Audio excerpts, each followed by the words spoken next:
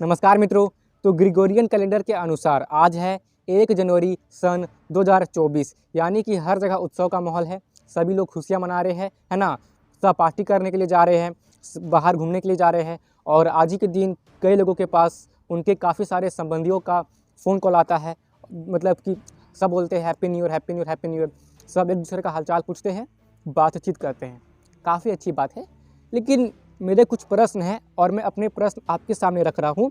और मेरे प्रश्न के आपके पास जो भी उत्तर होंगे या आपकी जो भी राय होगी, उन्हें आप कमेंट बॉक्स में मुझे बता सकते हैं। मैं उन्हें पढ़ूंगा, देखता हूँ कि मतलब जो मेरे देश के जो लोग हैं वो क्या सोचते हैं। देखिए, मतलब ग्रिगोरियन कैलेंडर के अनुसार तो आज ही न्यू ईयर है, यानी कि 1 जनवरी। लेकिन यहाँ पे अलग अलग देशों के अपनी अपनी न्यू ईयर होती है, ठीक है ना।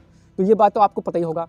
तो जो भारत देश की जो अपनी न्यू ईयर है, अगर मैं कहूँ कि जो हिंदुओं की न्यू ईयर है, तो आती है चैत्र माह के शुक्ल प्रतिपदा तिथि, जो कि इस साल सन 2024 में 9 अप्रैल को पड़ने वाली है, ठीक है ना। तो जब हिंदू नववर्ष बनाई जाती है, तो उस समय जो आसपास का वातावरण होती है ना, वो भी क्या होता है कि हमारे नववर्ष को मनाने के लिए उत्सुक रहती है। आप देख लीजिएगा कि जब भी हिंदू नववर्ष आती है, तो उस समय पे हर जगह हरियाली होती है और रंग बिरंगे फूल खिले हुए होते हैं। उस समय पंछियों की ज़्यादा चहचहाने की मतलब कि आवाज़ें भी आती है ना। और उस समय लोग ज़्यादा एनर्जेटिक भी रहते हैं। मतलब कि हिंदू नववर्ष का समय यानी कि मार्च अप्रैल का वो महीना होता है जिस समय लोग सुबह जल्दी उठ जाते हैं, व्यायाम करते हैं, योग करते हैं। आपको इस समय पे लोग पूरे साल भर में ज़्यादा एक्टिव मिल जाएंगे। यही वो समय होता है जब लोग ज़्यादा व्यायाम करते हैं और योग प्राणायाम भी इसी समय लोग अधिकतर करते हैं, है ना।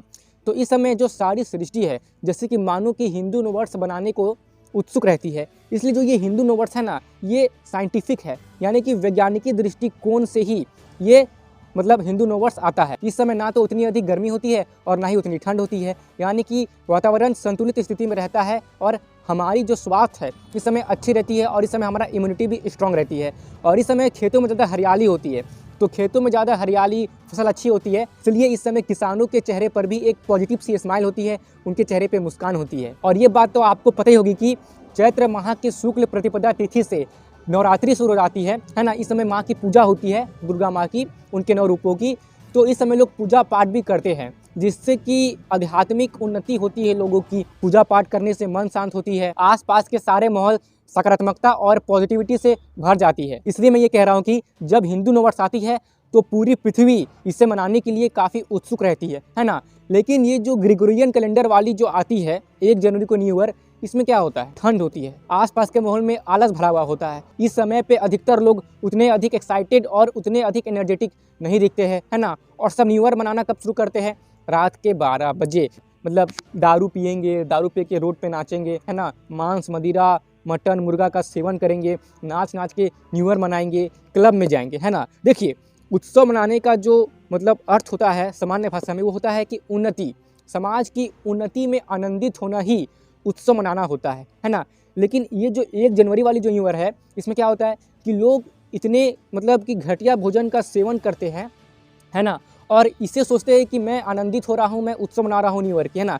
जबकि वो खुद को पतित कर रहे हैं ना, वो अपनी हानि कर रहे हैं, है ना। वो अपनी संस्कृति की हानि कर रहे हैं, है ना। अभी मैं मार्केट से आया तो मैं क्या देखता हूँ कि जो भी मांस की दुकान है ना, तो वहाँ पे काफ़ी सारे बकरे कटे पड़े हुए हैं ना। और काफ़ी सारे जिंदा बकरे भी हैं जो बंधे हुए हैं, जो मैं कर रहे हैं। और उस मटन की दुकान में काफ़ी सारी भीड़ है लोगों की, है ना। सब लाइन लगा के खड़े हैं कि आज तो हम मटन खाएंगे, आज तो हम दारू पियेंगे, है ना। तो इस तरह से वो अपने नववर्ष को मनाने की तैयारी कर रहे हैं। और उन बकरों को देखकर मुझे दया आ रही थी। मतलब किसी की हत्या करके, किसी को तड़पा के मार के, उनकी बोटी बोटी काट करके, उन्हें फिर तेल मसाले में पका करके, है ना, मदिरा के साथ सेवन करके कहेंगे न्यू ईयर है, हम तो नए साल का स्वागत कर रहे हैं, हम तो नया साल मना रहे हैं। तो इस तरह से 1 जनवरी वाली नया वर्ष मनाई जाती है। अधिकतर लोग आजकल इसी तरह से नववर्ष मना रहे हैं। मैं सबको नहीं बोल रहा हूँ, लेकिन कई जगहों पे मैं ऐसा होते हुए देख रहा हूँ कि नववर्ष इसी तरीके से, इसी तामसिक तरीके से, इसी राक्षसी तरीके से नववर्ष मनाई जा रही है। जबकि जो हिंदू नववर्ष होती है, सोचिए वो कितनी अच्छी तरीके से मनाई जाती है।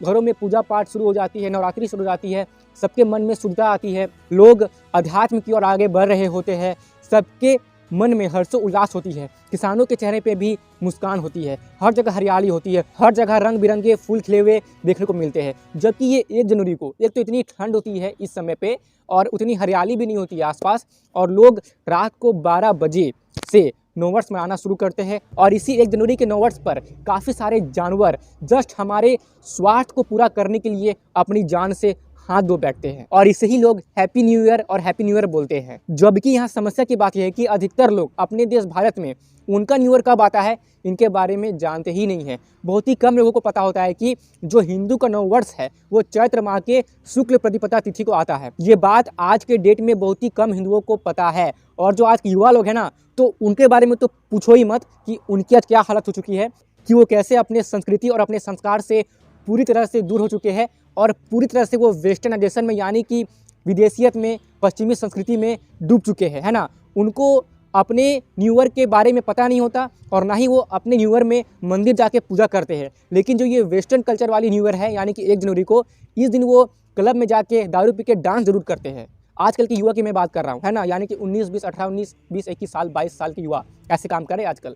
खैर 1 जनवरी से नई साल शुरू होती है, जैसे कि अभी 2024 हो चुकी है, तो ऑफिशियली इसे मानना तो सही है ना, आखिर सब जगह यही मान्यता है। तो ऑफिशियली इसे मानिए और आप सबको भी 2024 की हार्दिक शुभकामनाएं। इस साल आप कुछ नया कीजिए और अपने जीवन में आगे बढ़ते रहिए, खुद को हर दिन इम्प्रूव करते रहिए, है ना। लेकिन इसका मतलब ये बिल्कुल भी नहीं है कि आप पश्चिमी देश को पूरे अंधे होकर फॉलो तो कर रहे हैं अच्छे से, लेकिन आप अपनी संस्कृति से दूर हो जा रहे हैं। आपको खुद के ही कल्चर, रिचुअल्स के बारे में ठीक से पता ही नहीं है, तो ये गलत है ना। तो ऑफिशियली इस बात को मानिए, लेकिन अपने जड़ से, अपने रूट से, अपनी संस्कृति से जुड़े रहे और उनके बारे में सीखे और जाने कि आपकी संस्कृति कितनी ज़्यादा वैज्ञानिक दृष्टिकोण रखती है। तो चलिए, मुझे बस आपसे इतना ही कहना था और मैंने अभी तक आपसे जो कुछ भी कहा है, मैंने अपनी मन की बात को आपके सामने रखा है। अब इसके ऊपर आपके क्या विचार है, अपने विचार आप मुझे कमेंट बॉक्स में बता सकते हैं। भारतीय सनातनी हिंदू नववर्ष के बारे में डिटेल में जानने के लिए आप इस वाले वीडियो को देख सकते हैं, या फिर आप यूट्यूब पर सर्च कर सकते हैं हिंदू न्यू ईयर बाय विद्यार्थी हिमांशु रंजन, तो आपको ये वीडियो मिल जाएगी। तो उस वीडियो में डिटेल में देख लीजिएगा कि क्या है हिंदू नववर्ष का महत्व। अपनी राय और अपना उत्तर आप मुझे कमेंट बॉक्स में देना ना भूलें। और यहाँ तक रुकने के लिए और मेरी बातों को ध्यान से सुनने के लिए आपका सच्चे मन से बहुत बहुत धन्यवाद। जय श्री राम।